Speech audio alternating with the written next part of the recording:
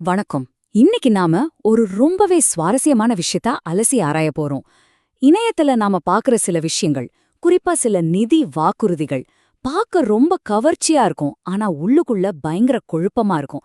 சில சமயம் பாத்தீங்கன்னா தலைப்புல ஒன்னு சொல்லுவாங்க, ஆனா உள்ள இருக்கிற கண்டென்ட் டோட்டலா வேற மாதிரி இருக்கும் இல்லையா? அப்படிப்பட்ட ஒரு விஷயத்தை தான் நாம இன்னைக்கு எடுத்து பார்க்க போறோம். சரி, வாங்க ஆரம்பிக்கலாம். எங்களோட கவனத்தை முதல்ல புடிச்ச அந்த விஷயம் என்னன்னா, ஒரு வீடியோவோட தலைப்புல கொடுத்திருந்த ஒரு வாக்குறுதி. அதுவும் ரொம்ப குறிப்பா ஆசைய தூண்டுற மாதிரி இருந்துச்சு. இதுதான் அந்த வாக்குறுதி. யோசிச்சு பாருங்க, உங்க பேங்க் அக்கவுண்ட்ல 24,000 ரூபாயா? இத கேட்ட உடனே நிஜமாவா, எப்படி சாத்தியம் அப்படின்னு ஒரு ஆர்வம் வருதுல்ல. இந்த ஒரு வரி மட்டுமே போதும் அந்த வீடியோவை கிளிக் பண்ணி உள்ள போய் பார்க்க பலரையும் தூண்டியிருக்கோம். ஆனா அந்த வீடியோக்குள்ள போய் உண்மையில என்ன இருக்குன்னு பார்த்தா விஷயம் அப்படியே தலைகீழ மாறுது. ரொம்பவே தெளிவில்லாம குழப்பமா இருக்கு. வீடியோக்குள்ள போனா நமக்கு என்ன கிடைக்குது? வெறும் குழப்பம்தான். தொடர்பே இல்லாத வார்த்தைகளோட ஒரு குவியல். ஆரம்பத்துல நாம பார்த்த அந்த தெளிவான நிதி வாக்குறுதிக்கும் இதுக்கும் என்னங்க சம்பந்தம்? அந்த 24,000 ரூபாய் பத்தின தகவல் எங்க போச்சு? இப்போ இதுதான் நம்ம முன்னாடி இருக்கிற பெரிய கேள்வி. இந்த மாதிரி ஒரு குழப்பமான வார்த்தைகள்ல இருந்து அந்த 24,000 ரூபாய் வாக்குறுதிக்கு நாம எப்படி வர்றது? உண்மையிலே அந்த வீடியோ எதை பத்தி தான் பேச முயற்சி பண்ணுது?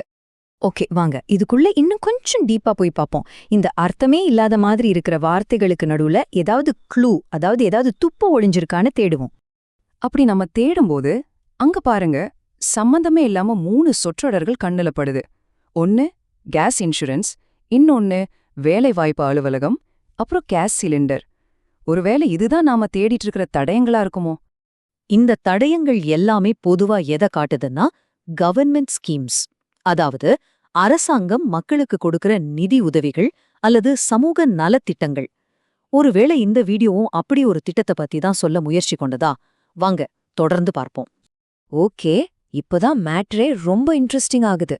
நாம கண்டுபிடிச்ச இந்த தடயங்களையும் அந்த ஆரம்பத்துல பார்த்த வாக்குறுதியையும் ஒன்னா சேர்த்து பார்த்தா என்ன நடக்குதுன்னு பாப்போம். ஒண்ணுக்கொன்னு சம்பந்தமே இல்லாத மாதிரி தெரிஞ்ச இந்த துண்டுகளை ஒன்னா சேர்த்து வச்சா ஒரு முழு உருவம் கிடைக்க ஆரம்பிக்குது.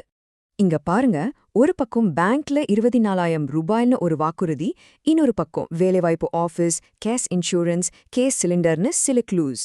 இது ரெண்டையும் கனெக்ட் பண்ணி பார்த்தா ஒருவேளை இது ஏதோ கவர்மெண்டோட நலத்திட்டம் பத்தின வீடியோவா இருக்குமோ? ஒரு வேலைவாய்ப்பு திட்டம் அல்லது எரிவாயு மானியம் மூலமா கிடைக்கிற பணப்பலன் பத்தி சொல்ல முயற்சி பண்ணிருக்கலாம். இது கன்ஃபார்ம் இல்ல, ஆனா இப்படி யோசிக்கிறதுக்கு நிறைய வாய்ப்பு இருக்கு. சிம்பிளா சொல்லணும்னா லாஜிக் இதுதான். முதல்ல டைட்டில்ல ஒரு பெரிய அமௌண்ட், ரெண்டாவது உள்ளக்குள்ள கவர்மெண்ட் சம்பந்தப்பட்ட வார்த்தைகள்.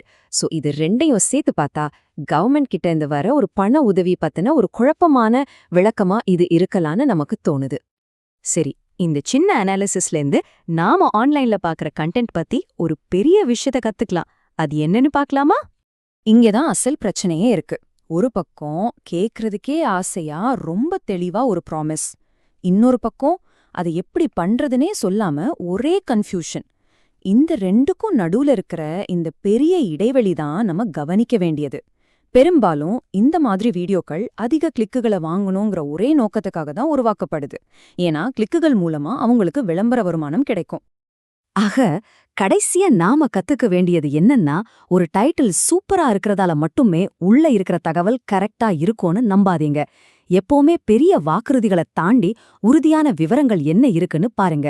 ஒரு விஷயம் ரொம்ப குழப்பமா சொல்லப்பட்டா அதுக்கு பின்னாடி உண்மைகளை மறைக்கிற ஒரு நோக்கமும் இருக்கலாம்.